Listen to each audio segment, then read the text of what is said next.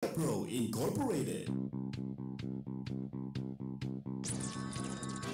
Narito ang inyong katapat, Mayor Fred Lim. Si Mayor Fred Lim. Ang inyong katapat, Mayor Fred Lim. At ang inyong garancho, Miguel Hill. Si Miguel Hill. Dito sa Katapat at Karancho sa Radyo.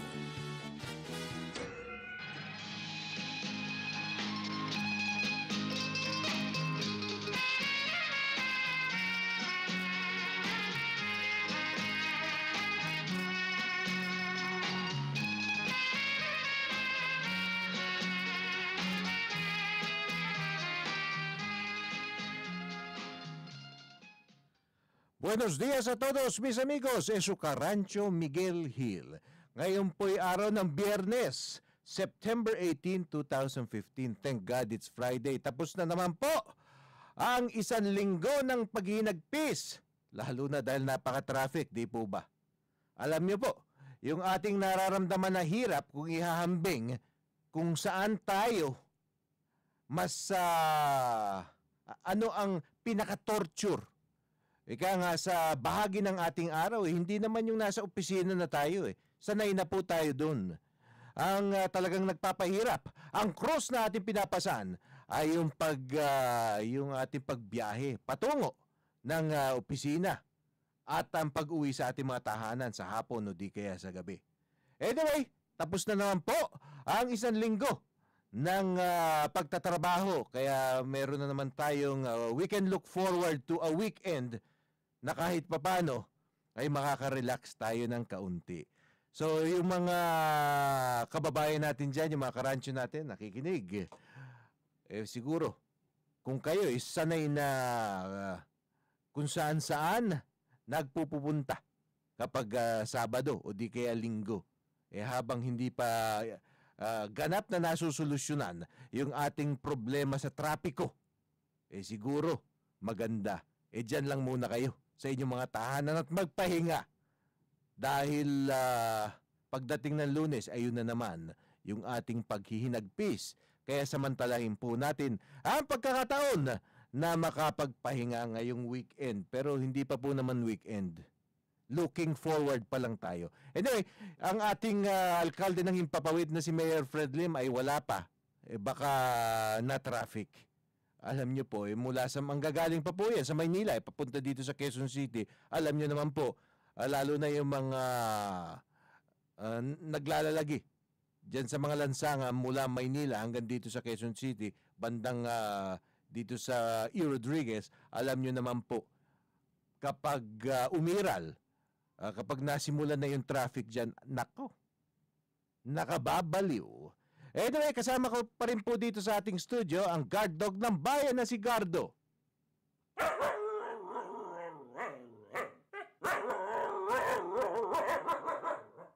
Buti na lang nandito si Gardo, kung hindi nag-iisa ako.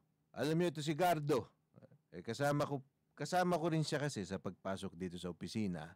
At minsan nga parang mapapaaway na ako sa sa pagbiyahe, sa pagmamaneho papunta dito sa ating studio.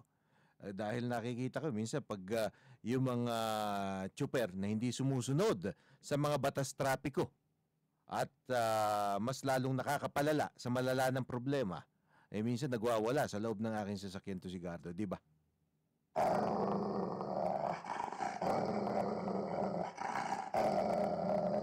Aba, yung mga driver na walang disiplina, si Gardo ang makakatapat nyo. Ayan. Anyway, yan po si Gardo, ang guard dog ng bayan, sanggang dikit ng kabutihan, kaaway na mortal na mga kawatan, at kaaway din yan ng mga driver na walang disiplina. At ngayon po, alamin naman natin ang latest mula sa Pag-asa. Apektado pa rin ang Intertropical Convergence Zone o ITCZ ang Palawan, Visayas, Bicol Region at Zamboanga Peninsula. Ayon sa Pag-asa, makakaranas ng mahina hanggang bahagyang malakas na pag-ulan sa mga nabanggit na lugar. So ano po ba ang mga lugar na iba yung apektado nitong Intertropical Convergence Zone? Palawan, Visayas, so kabuuan ng Visayas nakalagay, hindi naman naka-itemize yung mga lalawigan, nakalagay Palawan, Visayas. So yung buong Visayas siguro yan. Bicol Region. So lahat ng mga probinsyang sakop ng Kabikulan ay uulanin. At maging ang Zamboanga Peninsula. Ayan. So asahan niyo po ang malakas na pag-ulan. At bagya naman magiging maulap ang kalangitan dito sa Metro Manila at natitirang bahagi ng bansa. Asahan din umano ang thunderstorm sa hapon o di kaya sa gabi. Yan po ang sabi ng Pag-asa. Medyo sanay na tayo dito sa mga afternoon o di kaya early evening thunderstorms o yung pulupulong ulan. At siguro, alam na ng ating mga karancho dyan na dapat kahit na minsan kapag alis natin sa bahay sa umaga, medyo magandang sikat ng ulan, dalhin nyo pa rin yung inyong mga payong o di kaya pati yung mga kapote. Kung meron kayong bota, dalhin nyo na rin. Kasi alam nyo naman po, dahil sa mga problema sa ating mga lansangan at kawalan ng maintenance, yung pagbaha, bigla na lang. Di ba yung, ano ba yung tawag nila, yung Carmageddon na nangyari nung hindi itong nakaraang linggo kung hindi yung kailan ba yun? Anong isang linggo yung Carmageddon kung saan nakababaliw na yung traffic pero doble nakakabaliw. Yung parang gusto mo na magbigti dahil inabot daw ng 8 oras yung iba sa ating mga kababayan makauwi dito lang sa loob ng Metro Manila dahil nagbaha sa ilang mga lugar. Kaya asahan po natin yan na posibleng mangyari yan. Kaya let us take all the necessary precautions para maprotektahan ang ating sarili. Para kahit papano meron tayong laban dito sa mga pag-ulan at yung katuwang niya na posibleng pagbaha sa ilang mga lugar dito sa Metro Manila. Samantala, wala pa naman namamata ang weather disturbance na maaring makaapekto sa bansa sa susunod na 3 araw. Ibig sabihin po, sinasabi ng Pag-asa, wala namang bagyo. So mga monsoon rains lang itong mga nararamdaman natin, itong mga afternoon thunderstorms. Bagamat kahit hindi pa bagyo yan, wala naman diferensya kung makakaperwisyo rin, di ganun na rin yun. Kaya tayo na lang ay maghanda dahil wala naman tayo asahan. Kung asahan natin ng gobyerno na susolusyonan yung problema sa traffic at pagbaha at lahat ng mga ating mga kalbaryo dyan sa mga lansangan ng Metro Manila, nako, wala kayong maasahan dyan. Anyway, talking about traffic, eto po, inaasahan na natin ito. Pero humihingi ng dagdag pondo ang Philippine National Police Highway Patrol Group o yung HPG. Ngayon sila na ang nagmamando ng trapiko sa EDSA. Paliwanag ni PNP HPG Director Chief Superintendent Arnold Gunacao, hindi pa kasama sa trabaho ng HPG ang pagtatraffic sa EDSA nang gawin itong 2006 proposed national budget para ng DILG. So ngayon siguro humingi sila ng tinatawag na supplemental budget. Anya, magre-request sila ng supplemental budget kung saan mangangailangan sila ng karagdagang 13 million pesos na gagamitin sa dagdag na supply ng gasolina para sa kanilang 54 na motorsiklo at 16 na mobile patrol. So 13 million na ba? Mula ngayon hanggang magtapos yung taon para sa 54 bikes, no, yung motorcycles at 16 mobile patrol cars, kailangan daw nila ng karagdagang 13 million pesos. Anyway, 216,000 naman ang hihingi ng HPG para sa maintenance ng kanilang mga sasakyan at mula 30 pesos per day na subsistence allowance, hihirit sila na gawing itong 150 pesos kada araw. Ito medyo mahirap maintindihan. Sa bagay, yung 30 pesos, ano ba naman ang mapapala nun? Kahit na hindi naman sila nagmamando sa EDSA, yung 30 pesos na subsistence allowance, kung yun na rin ang inaasahan nila na pondo para sa pagkain ng mga pulis, mapipilitan nga yung gumawa ng mga ibang paraan para kahit na papano, makakain ng libre. So, itong 150 pesos per day na subsistence allowance, patinuin lang nila yung daloy ng trapiko, hindi lamang dito sa EDSA, kundi sa C5, dito sa Marcos Highway, sa Aurora Boulevard, dito sa, ano ba to, E. Rodriguez, sa Espanya, at sa iba pang mga key roads, no? Dito sa Metro Manila at mga kalapit na lugar, worth it na yun. Huwag na sana ipagdamot ng ating mga mambabatas. Anyway, ayon kay General Gunakaw, ito naman ay kung magtatagal sila sa kanilang trabaho sa EDSA hanggang 2016. Ngayong Huwebes, sumalang sa budget hearing sa Kamara ang DILG at humihingi sila ng 124.1 billion pesos. Pero hindi po yan para lamang sa traffic sa EDSA, kundi sa yung lahat ng gastusin niya ng DILG. Ayun. Nakakapaloob sa nasabing budget ang pondo ng PNP na nasa 88.16 billion pesos, Bureau of Fire na merong 11.19 billion at Bureau of Jail Management and Penology. Uy, kapitbahay namin yun dito sa dito sa aming tanggapan na mahigit 8 magkano ba? 8 billion. 8 billion ang kanilang budget. At sa National Police Commission na may 1.46 billion, sa Philippine Public Safety College na may 1.6 billion, at sa Local Government Academy na meron 258 million pesos. Ayan. Anyway, etong siguro naman patas lang o fair na bigay naman natin dito sa HPG, sa Highway Patrol Group, yung kung ano mang budget ang kinakailangan nila, basta patinuin lamang nila yung traffic. Hindi lang sa EDSA, kasi alam niyo po, nung unang mga araw na pag-takeover ng HPG, lahat tutok sa EDSA. Dahil sinasabi nga, yung HPG na magmamando sa EDSA, anong naging epekto nito? Medyo gumanda nga yung daloy ng konti sa EDSA by about 10 to 15 minutes daw ang natanggal sa normal travel time. So we assume mula Quezon City hanggang Makati siguro yan tinutukoy nila na travel time. Pero yung mga ibang lugar naman, yung mga side streets, katulad ng, hindi naman side streets, itong Aurora Boulevard, hindi naman side street yan.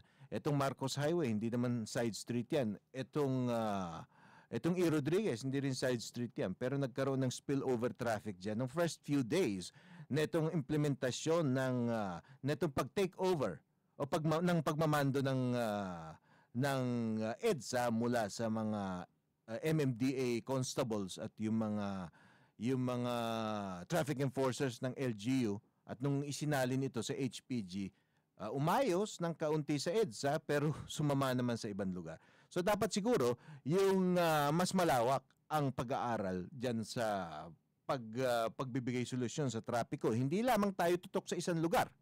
Kasi alam po naman natin, kung dumaloy ng mahusay yung traffic sa isang main artery, pero dumoble naman o trumiple, ibig sabihin na itaboy yung mga ibang sasakyan doon sa mga side streets, parusa pa rin ang ating mararanasan. Anyway, nandito na po ang ating alkalde ng Himpapawid, si Mayor Fred Lim, na biktima rin ng pagsusumikip ng traffic. Good morning, Mayor. Good morning sa iyo, Mace, at magandang umaga sa ating mga kababayan. Ito po inyong katapat, Fred Lim. Tama yung sinabi mo. Masyado matraffic dito sa Quirino Avenue. Yun na nga. Yun nga, tama-tama pala yung paksa natin, Mayor. Anyway, pinag-uusapan natin kasi dito yung sinasabi nila na nakapokus yung pulis dito sa pagpapaluwag ng traffic, pagpapaganda ng daloy ng traffic sa EDSA, pero kailangan mas balansyado yung kumbaga meron silang master plan, dahil minsan yung mga sasakyan na naitataboy mula sa EDSA patungo sa mga side streets, yun doon naman sa mga side streets ang natatraffic, at ultimately lahat naman halos ng mga motorista at a certain point doon sa kanilang pagbabiyahe darating sila sa side street, no? So gumanda nga yung traffic sa EDSA, pero pagpapasok mo naman kung saan ka nag-oopisina, doon ka naman madadali. Tama ka doon. Siguro kailangan magkaroon ng koordinasyon. Bagamat yung HPG, siyang namamahala sa EDSA, di ba? Opo. Dapat yung mga side streets naman na dito pumunta yung mga ibang mga bihikulo. Yung mga local police, local traffic, Siya namang asikasuhin naman nila yung traffic situation doon para hindi nagkakaroon ng chain reaction. Alam niyo, Mayor, dati, ewan ko kung anong taon yun, kung dekada 1990s pa ba yun, o nung early part nung 2000, nung early 2000s, meron isang traffic SAR na itinalaga. Traffic SAR, siya ang pinaka in charge sa traffic sa buong Metro Manila. Hindi actually yun yung chairman ng MMDA, kung hindi meron separate traffic SAR. Palagay ko, dapat magtalaga ulit ng traffic SAR na pinakamagmamando. Yung ultimately in charge sa traffic sa Metro Manila para balansyado. Ibig sabihin, makikita nila yung problema sa Metro Manila from a bird's eye point of view. Dahil marami na naman ngayon mga gadgets na alam nyo kung saan bahagi ng Metro Manila nagsusumikip, saan medyo maganda yung daloy ng traffic, saan light yung traffic. Now with all this information, kung merong isang pinaka-boss dyan at meron silang parang control room, baka pwedeng radyohan, pabilisin nyo yung daloy dyan, taboy nyo yung dito dahil medyo maganda yung daloy dito o something, di ba? Parang merong sistema hindi lamang sa isang lansangan o isang highway katulad ng EDSA, kung hindi tinitingnan yung sitwasyon sa buong Metro Manila.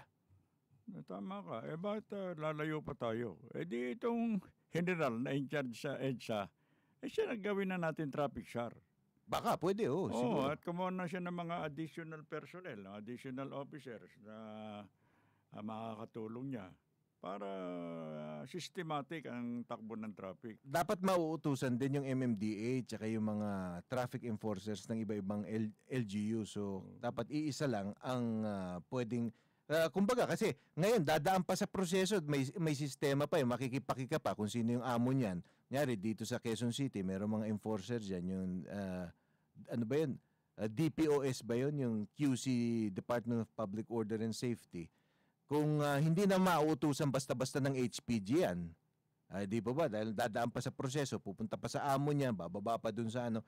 Pero kung meron isang traffic SAR na siyang mangangasiwa talaga, at siya rin yung magtatamo ng sisi ng publiko kung hindi niya napatino yung traffic.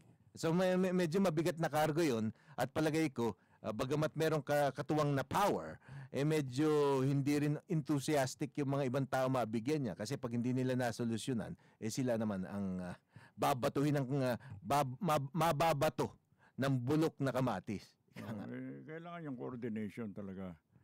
Ngayon, isa pa, marami tayong modern gadgets ngayon Dapat, pag Metro Manila, merong viewing room. Kasi saan ba kami pumunta noon? Sa Korea. Isang building, isang building. Traffic control. Parang kung gano'n. Ilang grado yon, 5 grado yata. Puro ang kanilang traffic. Pero yung buong syudad nakikita sa kanilang TV. Kaya radyo kagad sila. Doon sa ganong kanto, may aksidente doon kakaroon ng traffic jam. Tatawag kagad. Re-responde naman kagad yung nakadestino doon. Kaya malinis Tama, kasi ito modernize na nila. Dapat pa iralin yun dito. Ngayon, itong head ng LTFRB, sino ba yun? LTFRB ba yun? Basta yung isa sa mga opisyalis dyan na in charge, sa land transportation. Meron siyang si Inton ba yun? Hindi ko alam kung si Inton Pero yung nagbibigay ng prangkisa. Parang yun yata. Meron silang LTFRB, di ba? LTFRB, yes. Prangkisa. Meron silang panukala na gawing salit-salit yung paggamit ng EDSA. Ibig sabihin, yung mga private vehicles, may mga oras na mga rush hour na dapat bigyan ng prioridad sa EDSA, yung mga public transportation, parang from 6 to 9 a.m. ata. Okay lang siguro yun. Okay lang siguro doon, kung ganon, o di kaya yung mga private vehicles, isama na nila na puno. Yung with 4 passengers or above. O siguro kahit na at least 3 passengers, pwedeng bigyan ng priority sa EDSA on certain times, Pero ang hindi ko lang maganda ang isang hindi magandang panukala naman na narinig ko, Ewan ko kung yung PNP ang nag-propose nito, pero hindi naman siguro PNP dahil parang walang pagkakaintindi sa realidad ng kriminalidad eh. Yung ini-encourage nila yung share a ride, yung carpooling, na kung pwede daw yung i-pick up mo yung mga tao kung saan-saan tapos give them a ride no to work para ma-maximize yung space sa sasakyan. Now, okay siguro yung maximize nyo yung space sa sasakyan pero yung mapipilitan kang magsakay na lang ng kahit na sino sa iyong bihikulo, Mayor, na baka hindi mo kilala. na hindi mo kahit na siguro, baka namumukha mo dahil na delikado naman yun. Alam ko nung panahon ni Marcos panukala yun o pinatupad yun yung share a ride. Pero may mga kaso ata, mga nasaksak o napatay. Hindi successful Kasi nga, kailangan dyan, kung saan kayo nakatira, doon sa neighborhood ninyo. Yung talagang kilala nyo. Magkakilala kayo, friendly ka doon sa mga, hindi pwede naman yung kahit sino. Nakatayo lang yung tao share a ride. Ikaw hold upin ka. Kasi nauuso yung hitchhiking di po ba? Yung hitchhiking kahit nasa Amerika, dinidiscourage nila yun dahil kasi yun ang nagiging punot dulo daw, yung mga namamasaker minsan o yung nagigilitan na lang bigla sa kanilang sariling sasakyan. Siyempre, pag nag-iisa ka na nagmamaneho, hindi mo na maalam kung yung 2 o 3 taon sinakay mo, baka magkakakilala yun. Akala mo lang na mga strangers na hindi magkakahiwalay, no? Mga individual. Yung pala, ang paka yung mga cardiac ka. O di kaya, kung babae yung driver, malay nyo, rapist pala yung mga yun. So yung carpooling, bad idea. Yun ang delikado. Sa state kasi, naging kaugalian na yung hitchhike, di ba? Lalo na yung mga teenager. Tanggap na nila. Pero dito sa atin, bagong bagong konsepto. Sistema. Baka mamaya, medyo magkaroon ng mga problema dyan sa hitchhiking. Baka mamaya makarnap pa yung vehicle mo. Mapatay pa yung may-ari.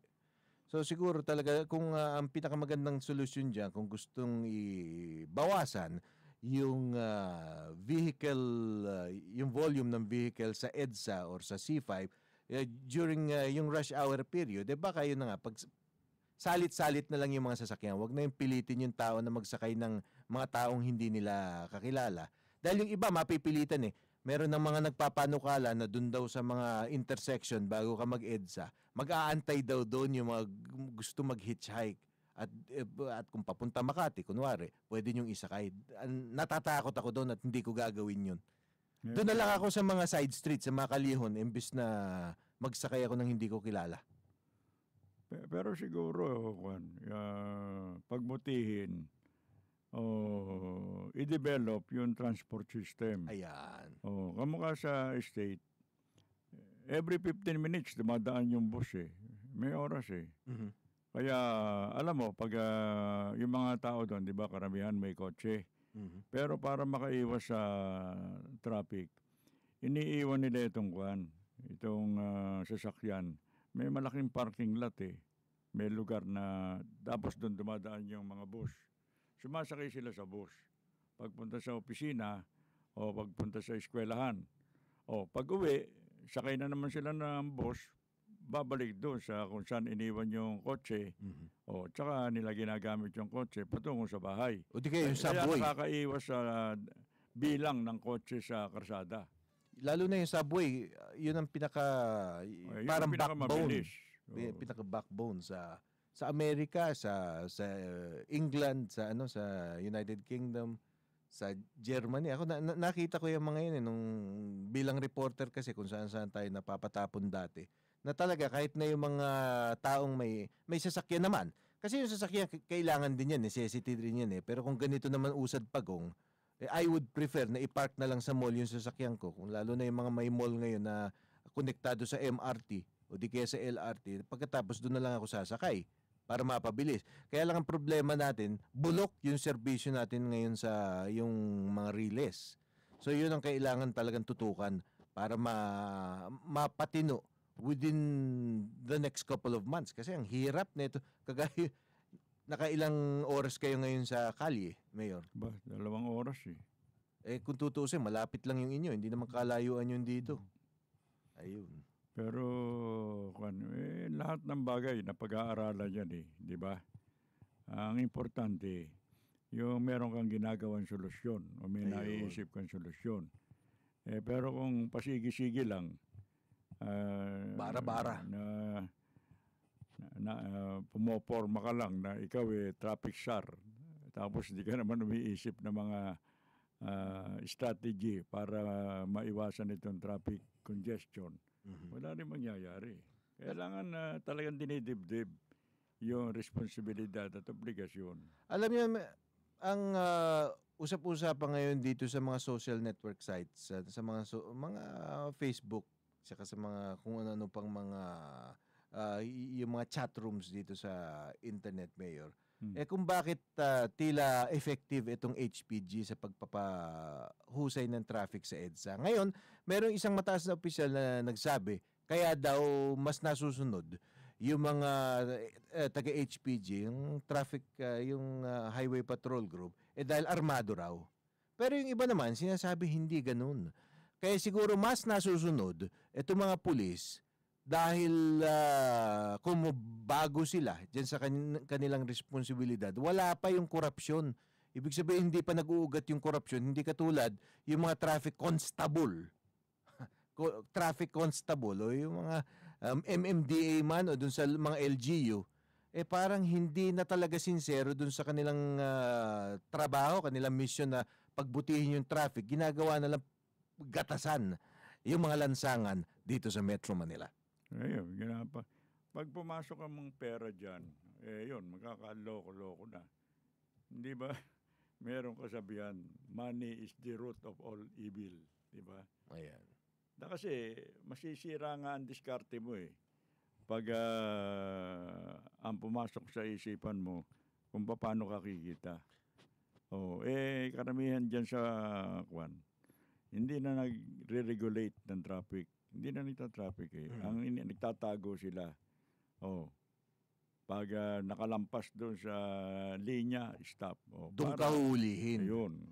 Kunyari, huhulihin. Pero nagkakaayusan yun. Alam mo, meron akong iba, naiisip ko lang, no? Dapat maging policy siguro, lalo na ngayon. Marami ng mga, lahat ngayon, yung cellphone, meron ng litrato, di kaya video, na kung ang isang traffic enforcer o policeman o kung ano, epektibo lang o may bisa lang yung kanilang panikit kung malapit dun sa kanilang jurisdiction. Kunyari, ito, naka-assign ka sa isang intersection, doon ka lang sa area na yun, maaring manikit. Ngayon, kung ikaw ay pumwesto, sabihin natin 100 meters o kahit na 75 meters, doon sa dapat mong pwesto, ang distansya, ay pwede na magreklamo yung driver. Ibig sabihin, lumabas ka doon sa boundary mo. Di ba sa police, meron yung tinatawag yung abandonment of post? Meron. Kung saan ka nakadestino. Tapos Doon ka lang. Lalabas ka. Pupunta ka doon sa lugar na maraming dumadaan ng mga sasakyan para may pagkakataon na manita ka. Ayun. Gumawa ka ng pera. Ayun. Doon nagkakaloko-loko Sana mawala na yon. Depende doon sa individual Kung ang training, ang pag-iisip ng mga pulis, yung duty pairs, wala nang iba. Wala nang hahaluan ng iba-ibang bagay-bagay na makasisira doon sa kanyang talagang responsibilidad. Maayos Ayun. di ba? Lagi natin sinasabi, pag pumasok na yung pera sa utak, ayun. Siguro, hindi lang naman sa traffic kahit ka saan lugar Pag ang inisip nung papasok sa pamahalaan, kung paano siya yayaman, paano siya magkakakwarta, sira ng serbisyo. Ito lang. Ewan ko kung naririnig ito, no? Kung nakikinig sa atin sa pamamagitan ng internet, yung mga traffic enforcer dito sa Quezon City. Pero dito sa panulukan ng E. Rodriguez, Mayor, tsaka New York Street, dito sa Barangay Immaculate Conception, dito sa intersection ng E. Rodriguez New York Street dito sa Cubao, Barangay Immaculate Conception, nagka-counterflow na po yung mga sasakyan na papuntang EDSA mula Welcome Rotonda dahil walang traffic enforcer ni isa. Kanina, nang dumaan ako, 9:30. Considered rush hour, pero ni isa na traffic enforcer o pulis wala dun sa intersection na yun. Tuloy, halos kalahating kilometro yung mga sasakyan sa kabila, yung mga jeep in particular, nagka-counterflow na. So yun kumbaga, nagdoble yung traffic, pati doon yung lane na hindi dapat sana barado, nabara na rin kasi kinuha na yung isang lane. 2 lanes lang yan. Hindi, kuwan pa yun. Mas malaki ang posibilidad na magkakaroon ng aksidente. Tsaka yung Kasi nasa manin lane ka di ba? Tsaka minsan nakakapanggigil yung iba, lalo na pag galing ka sa traffic tapos may makikita ka, makakasalubong ka, nagka-counterflow. Minsan ayaw mo iwasan Gusto mong pinahan yung magkaharap kayo para banggain. Parang sa bagay mali yun kung mali, pero minsan pag galing ka sa katakot-takot na traffic tapos sumusunod ka naman doon sa regulasyon, makakita ka ng hinayupak na nagka-counterflow, parang nakakagigil ang masama pa diyan. Mabuti inalis na yung wangwang di ba? Ayun. Yun ang unang announcement ni President Noynoy yung mga nagwawangwang parang sila hari ng karsada Sila na lang ang may karapatan na magmadali. Yung tsaka yun, nilalabag lahat ng traffic rules noon. Kaya ang isipan ng mga pangkaraniwan na motorista, yung mga driver, bakit ganyan? Dapat pare-pareho tayong susunod sa batas. Ayun. Walang nagka-counterflow. Pero alam mo, Mayor, dun sa nung uso yung mga wangwang sa mga private vehicles, siguro mga 75 o di kaya 80% dun sa mga may wangwang. Hindi naman pulis Hindi rin naman opisyal. Yung mga pulis-pulisan, yung mga o di kaya may kakilala o yung staff ng kung sino. May mga ID. Karamihan dyan, mga negosyante, yung iba naman, nagpapasikat lang. Ay. Na iba sila. Na kaya nilang lumabag sa batas sa pamamagitan ng wangwang. Ayun. Yun. Minsan makikita mo. Galit naman yung iba ng mga nakapila na nakikita nila. Dumarating. Minsan may mga escort pa Ayan. Alam mo na, yung mga VIPs. Tsaka, yung iba minsan makikita mo naka Mercedes-Benz o kaya naka BMW dati, pero may sticker na pulis o di kaya may ID yung ID ng pulis o agent na nakabitin dun sa automatically mapapaisip mo kung totoo kang pulis at naka Mercedes ka, meron ka masamang ginagawa. Paano ka nakabili ng Mercedes? Pero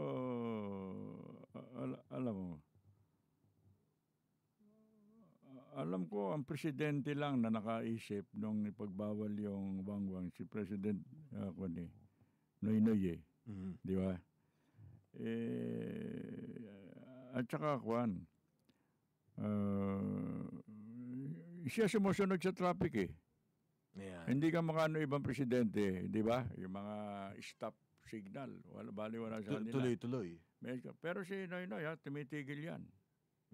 Kahit meron siyang motorcycle escort, ang billing niya, basta obey traffic rules. Ayan. Kaya para lahat. Napupuri siya sa ganong pamamaraan dahil ginagalang niya batas siya mismo bilang Pangulo. Ayun. Di ba? Dahil ikaw nga naman ang Pangulo, tapos ikaw mangunguna sa anong ehemplo pag-violate ng batas. Yes. Paano ngayon yun? Anong moral ascendancy mo na magpairal ng batas kung ikaw ang number 1 rule breaker? Ayun. Hindi lang yun. Yung sasabihin mo na walang graphing corruption. Kailangan straight kayo lahat. Kung ikaw mismo gumagawa nun. Kailangan sundin. Pero si Noynoy, wala silang masasabi. Ayun. Talagang hindi siya gumagawa ng kalokohan. Pero hindi si Noynoy, kung hindi ko alam kung sinong alkalde yung nag-coin ng phrase na ano ba yun? The law applies to all, otherwise to None at all. none at all. Ayun. Ibig lang sabihin nun, walang malakas, walang mahina, walang mayaman, walang mahirap. Walang marunong, walang mangmang. Ibig sabihin, pantay-pantay lang. Basta dapat susundin dapat yun. yun Dati nasusunod yun sa Maynila, ngayon hindi na ata. Pinairal ko yun sa Maynila.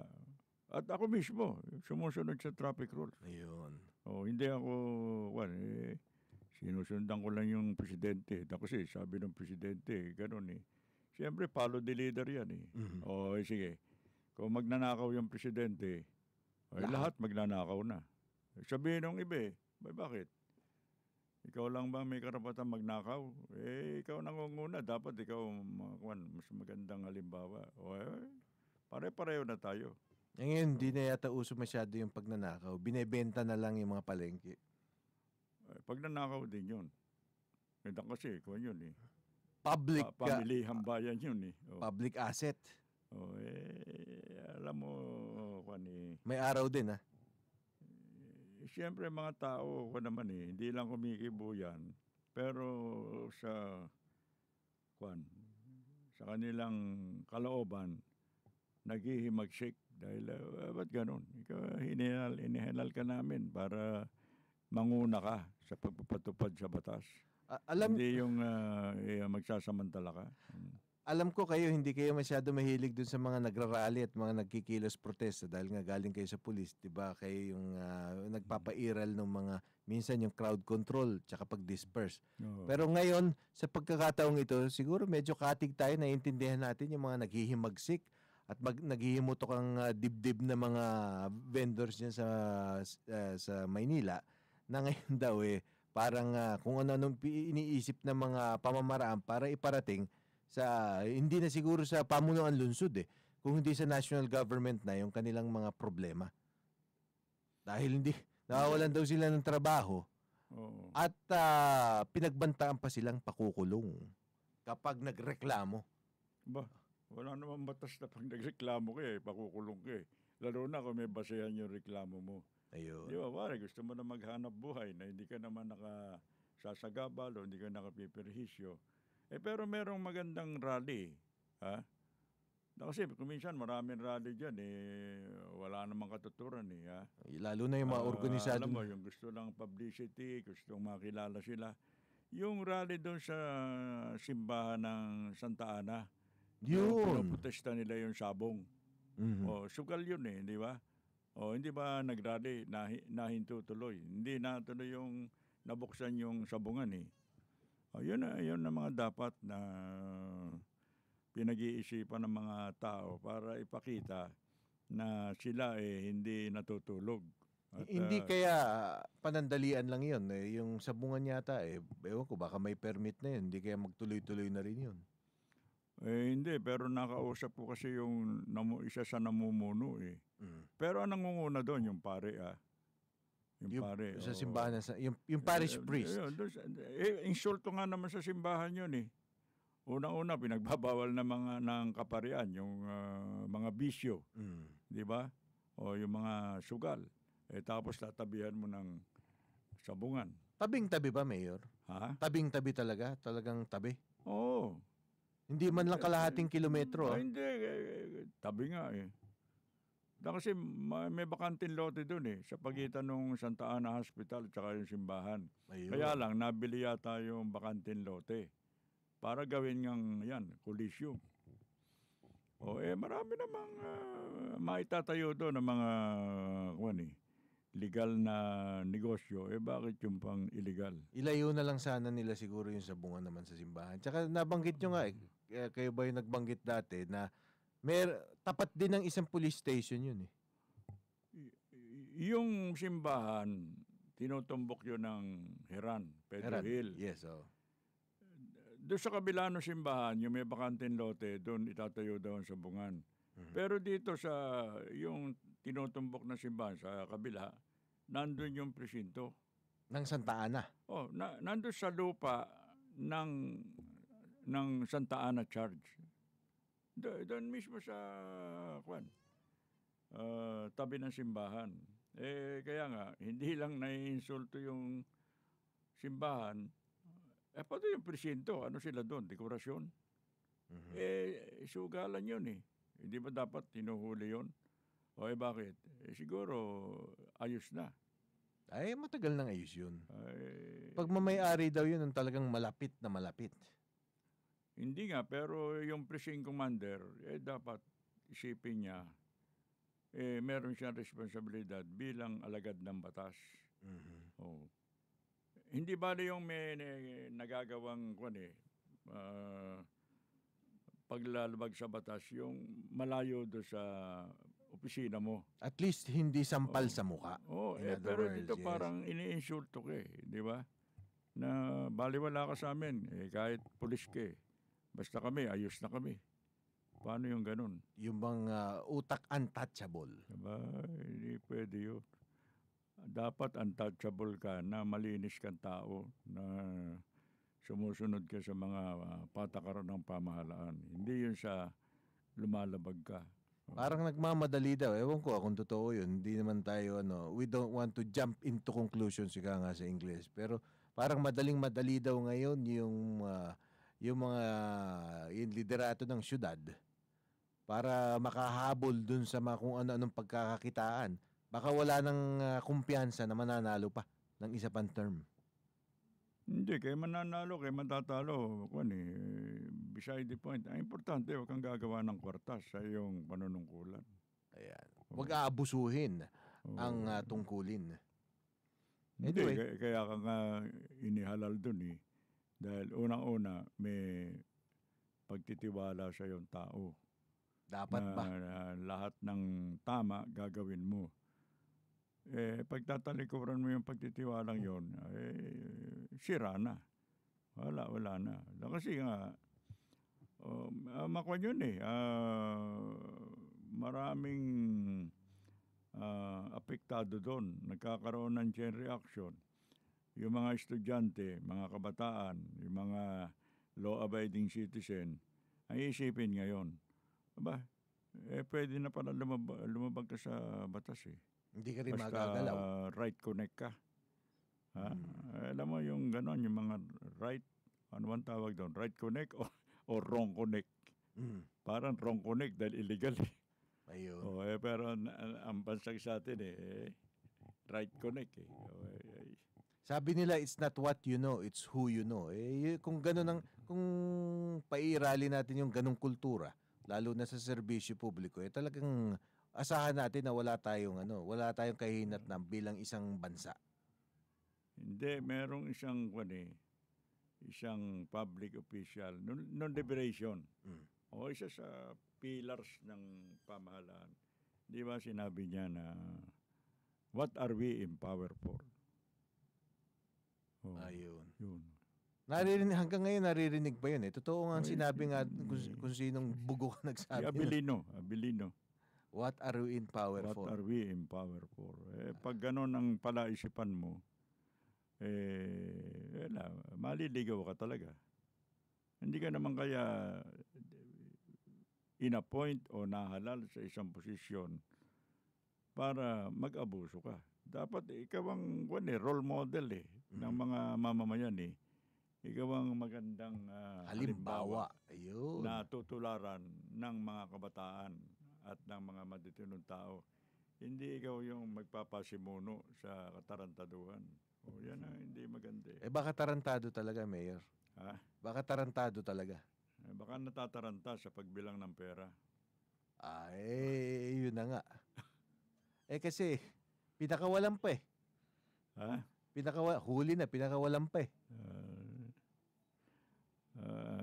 Alam mo dapat hindi naman natin masasabi ang mga tao perpekto na hindi na makakagawa ng pagkakamali o kasalanan. Pero dapat pag nakagawa ka ng kasalanan, i-rectify mo kagad na hindi pala pwedeng ituloy ito kasi mali ito. O may argabyado, may mapiperhisyo. Dapat gano'n ang palaisipan. Dahil pag gano'n ang yung mga kilos, wala kang mapiperhisyo yung tao. Di ba? O, ibig sabihin, igalang mo yung sarili mo para igalang ka ng iba. Para ikaw ang maging magandang halimbawa ng mga taong bayan. Yun. Dahil inihalal ka nga eh.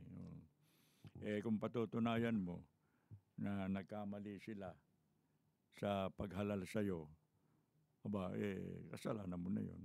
Speaking of which, no, Mayor, dahil pinag-uusapan na rin naman natin yung pagkakahalal. Sana mahalal, hindi manghangal. Pero yung pinag-uusapan na rin natin yung eleksyon. Etong mga magandang balita ito, no? Siguro at least ngayon naghahayag na ito si Senator Grace Poe at si Senator Chis Escudero ng kanilang intensyon na tumakbo bilang Pangulo at Vice Presidente para sa 2016. At least nakikita na natin kung kung paano na nagmamaterialize itong mga line-ups. Kasi meron pang mga ibang mga maugong-ugong pero parang wala pang formal na pasabi. So yung publiko puro haka-haka pa lang. So maganda siguro ngayon na kahit papaano alam na natin kung who is who para sa susunod na eleksyon. Para ngayon pa lang makapagdesisyon na rin, mapagmuni-munihan na rin ng mga botante kung sino ang kanilang ihahalal, hindi ihahangal.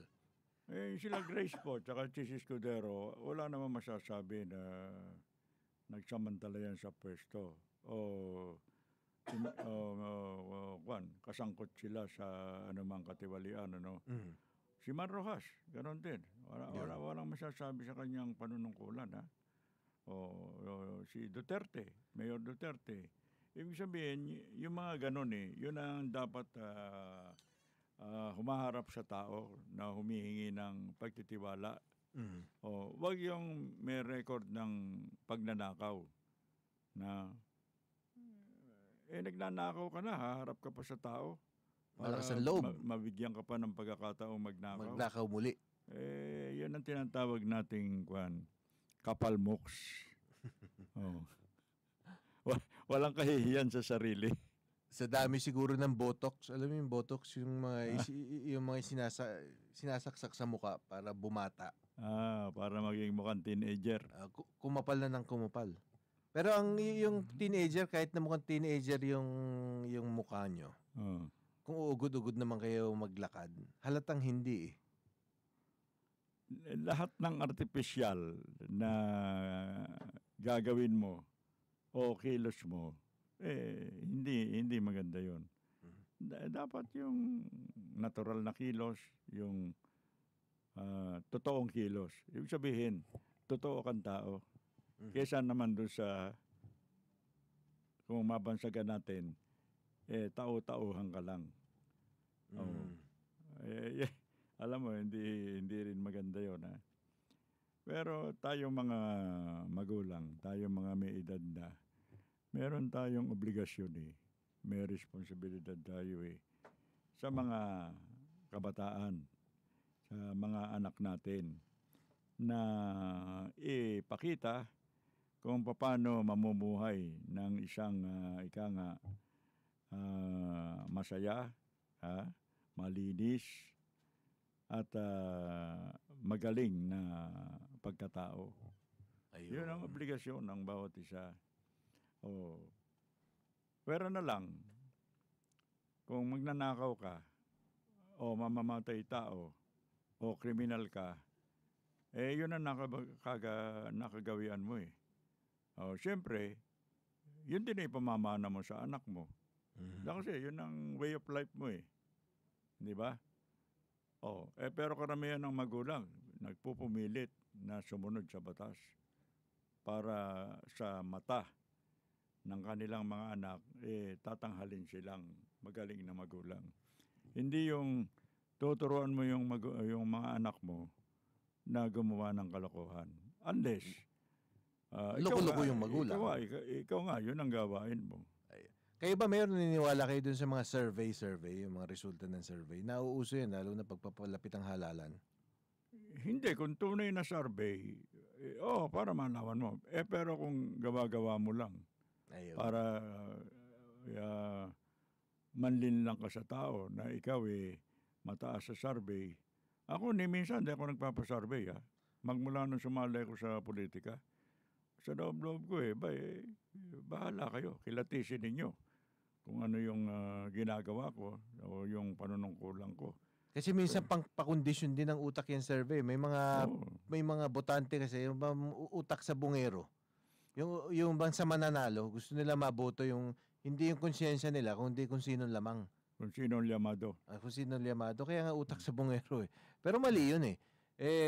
Yung mental conditioning parang nagiging tau-tauhan nga lang sila.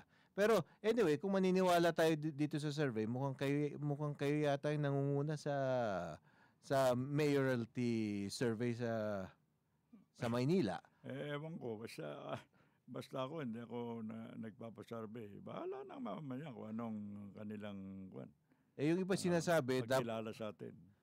Dapat daw yung nakaupo, yun ang dapat nangunguna dahil yung hawak nila yung makinarya. Pero bakit yung mga nakaupo ngayon, parang hindi ata sila nangunguna? Hindi. Kasi nga, mas marami naman yung mga matitinong tao na nag-iisip nakikita nila mga nangyayari. Nahimasmasan. Hindi yung nagpapa-impluwensya sa pera o sa pananakot o pressure. Sa kanila kung ano ka, ikaw yun. Kung ano ka, ikaw hindi yun. Hindi mo pwedeng linlangin sila na ikaw magkukunwari na ikaw matinong tao. Hindi naman pala. Pero sa sarili mo, hindi ka naman, alam mo naman kung anong pagkatao mo.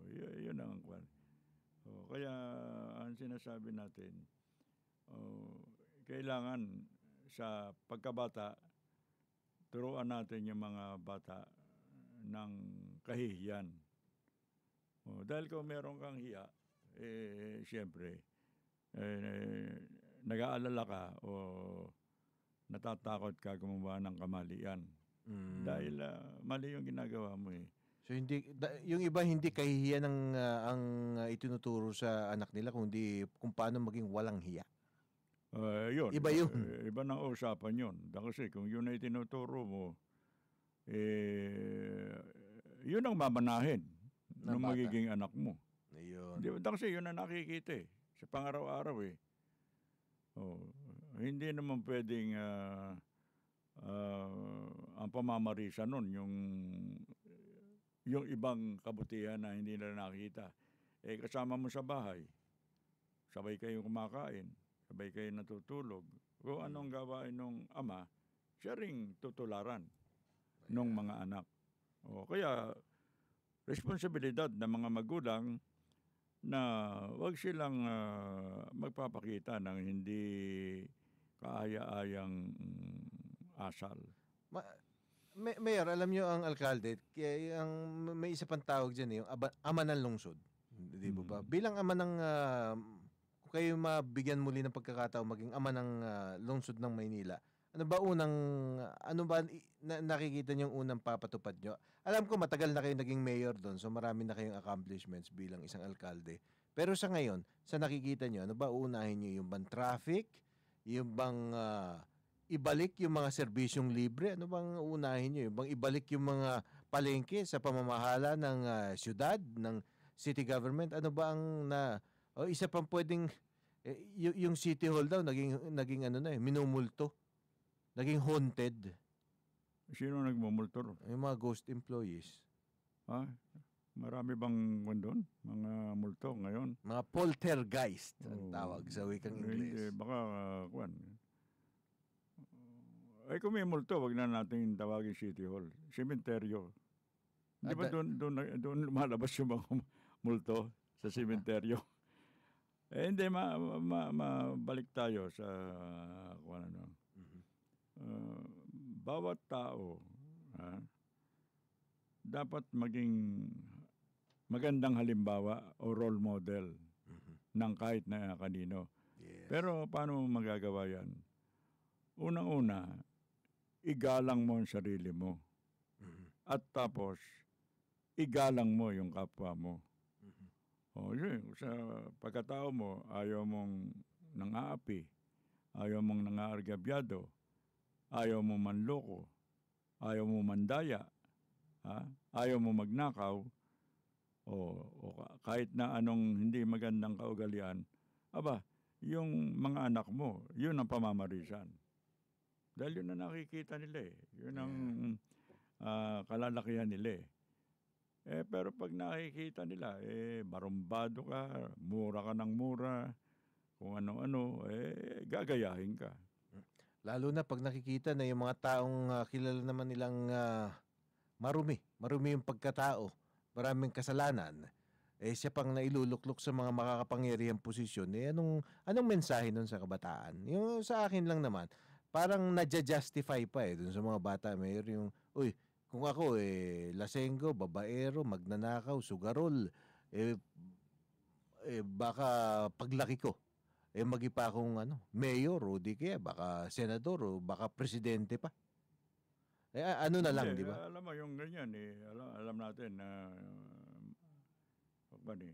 masama di ba? Yung mga sinasabi mong bisyo.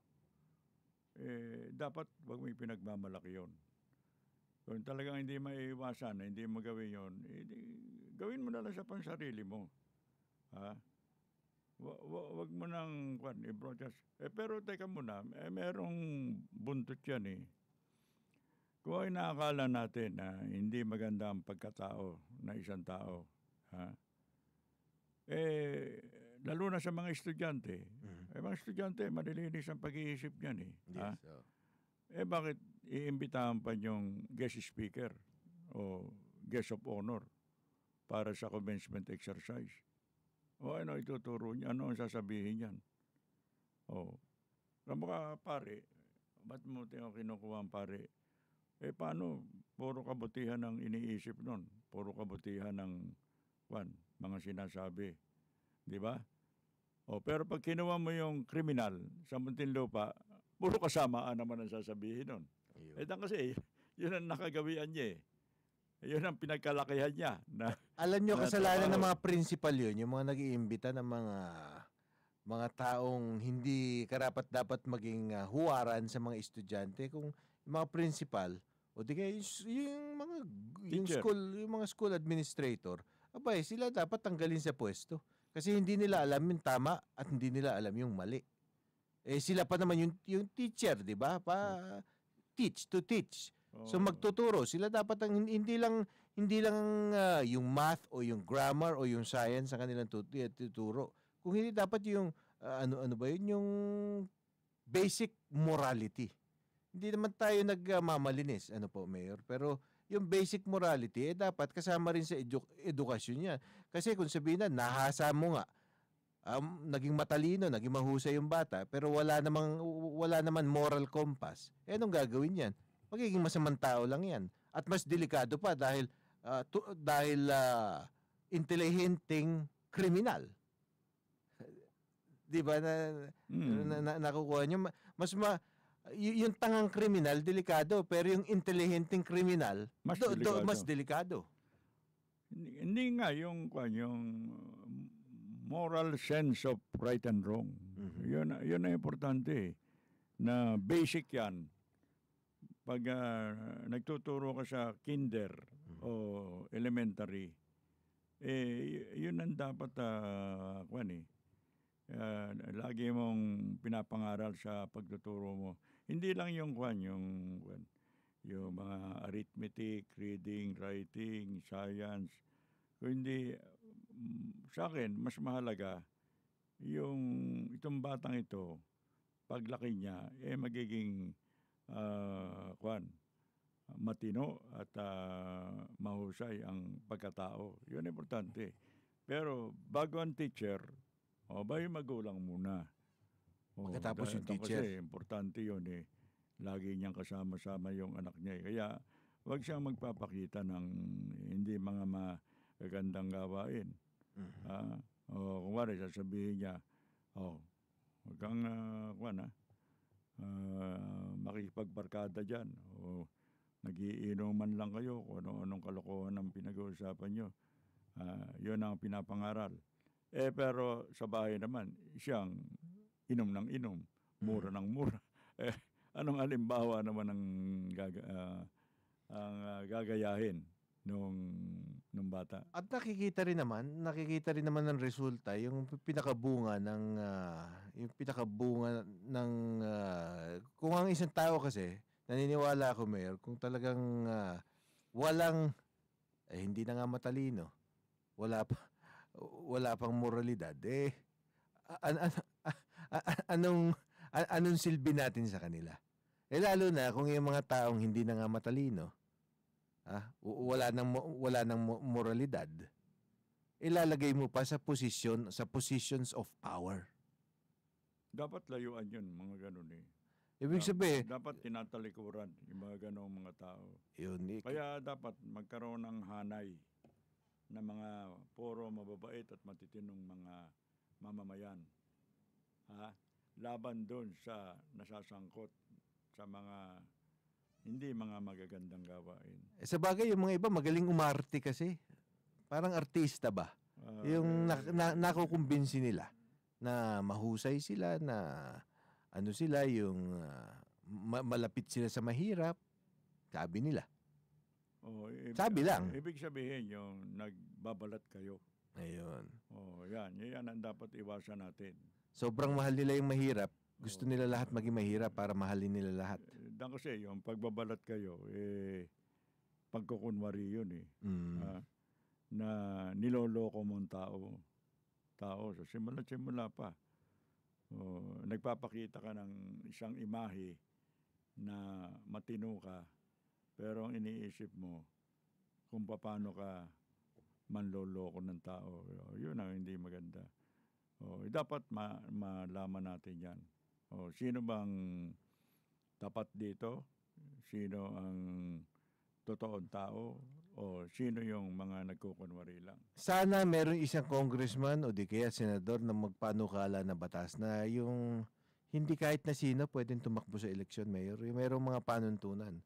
Kunwari na lang. Wag na yung edukasyon. Hindi ka naman kailangan maging doctorate o PhD para tumakbo for public office eh. Pero kailangan yung sa side ng yung unang-una hindi ka dapat convict. Siguro. 'Di ba yung may record ka na eh. Kasi alam ko, hindi naman sa gusto natin tularan yung Amerika o yung ibang bansa na parang kolonyal. Pero meron sila mga mga kaparusahan kahit na minsan hindi nakukulong. Ngari, hindi napakabigat nung krimen, yung simpleng yung hindi naman maituturing na heinous crime. Pero meron silang tinatawag na parusang permanent and lifetime disqualification from public service. Bakit dito wala tayong ganun? Nag-propose ako noon Permanent? Nung senador ako. Perpetual disqualification from holding public office. Kung ikaw, mapapatunayan na nagsamantala sa pwesto mo, nagpayaman ka, nagnakaw ka, nag-abuso ka. Meron akong... kaya nga ako umalis sa Senado eh. Hindi rin pinasa? Wala eh. Hindi, siyempre, pag nag-propose ka ng bill, ipapasa yun sa mga committee. Meron mga committee. Tapos, meron pa akong ipinasa. Yung dynasty. Ay, hindi rin. Wala rin nangyari nun. Meron pa isa. Yung pork barrel. Wala rin nangyari. Pinapos ko yan na alisin niya ang pork barrel dahil yan umpisa ng ng katiwalian Wala rin kaya sabi ko sa sarili ko, anong gagawin ko dito? Lahat ng mga kapalagay ko lang na makabubuti sa sambayanan, hindi na pinag-usapan sa committee. Na patungan na yata ng ibang mga proposed bills mag-mayor na lang nga kayo talaga. Kaya basta tayo sa mga nakikinig sa atin, ang payo lang natin, sana kayo mga magulang, kayong mga nakakatanda, ang ituturo sa mga anak natin, sa mga kabataan, lahat ng kabutihang asal na makatutulong sa kanila sa kanilang paglaki. Di ba? Kung tayo mismo na tinitingala dahil meron tayong mga matataas na posisyong inahawakan, masama yung ehemplo natin, Para saan pa? wala rin mangyayari. Ayo. Kailangan sa gawa, pakita natin yon. Ayo. Okay. Ubus na panahon natin, Mayor. So, Lunes na tayo ulit. Alas 12:15 na pala. Lunes na tayo magkakasama-sama muli. At sabi ko nga sa kanila, hari nawa, no? Na samantalay nila yung weekend na makapagpahinga. Huwag mo na kung saan magpupunta kasi baka sasalubong na naman kayo sa traffic pagdating ng Lunes, parang hindi kayo nakapahinga. So, samantalayin yung 2 araw na magpahinga. Siguro kung kayo lalabas, dyan lang sa malapit, kung walking distance lang sa inyong mga tahanan, o baka magsimba lang o kumain na sa labas, pero hindi na kayo yung dadayo pa kayo sa EDSA o kung saan pang medyo malayo-layo na pag kayo'y na traffic na naman. Dahil pag Sabado ngayon, Mayor, traffic na rin. Traffic na rin. Diyan kasi maraming nag-uuwian, maraming namamasyal. Nag-uuwian sa lalawigan. O yung iba, nagpapasyal naman, pumupunta sa mga lugar na happy-happy. Alam mo na, weekend na okay lang naman yon na magsaya sila para yung 5 araw na pagtatrabaho, hindi nila maramdaman masyado. Yung stress. Kayo ba, meron kayong lakad na itong weekend? Ay, hindi. Nasa bahay lang ako. At kung minsan, nanonood kami sine. Pero dinadayo pala kayo. Pag yung umaga, dinadayo kayo nung mga supporter nyo. Ay, oo. Kasi meron nga nagpapaalmusal daw kayo dun sa bahay. May agahan kami. Dati, konti lang kami. Mga 10 Pero ngayon, dumadami. Madami kayo talagang supporter. Pati daw yung mga barangay chairman, nagpupuntahan na sa inyo. Yung mga ibang tayo naman, natutuwa na nagkakasama-sama o nagkakakwentuhan. At sila naman nire-report ko ano yung mga nangyayari sa kanilang mga lugar. Na ang laging sinasabi, hirap na daw sila na sa buhay.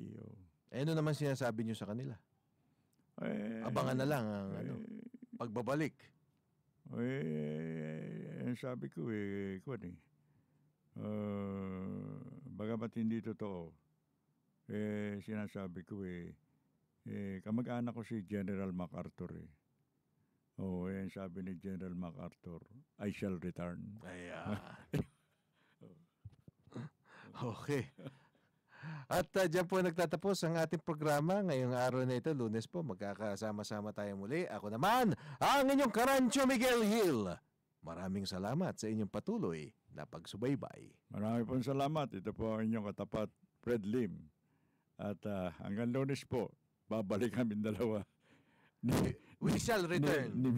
Ni Migs. We shall return. A-Tri-Media Bro Incorporated. Narito ang mga kapanapanabik, punong-puno ng impormasyon at kasiyahan, mga programang ipinagmamalaki ng A-Tri Media Broadcasting. Umpisa alas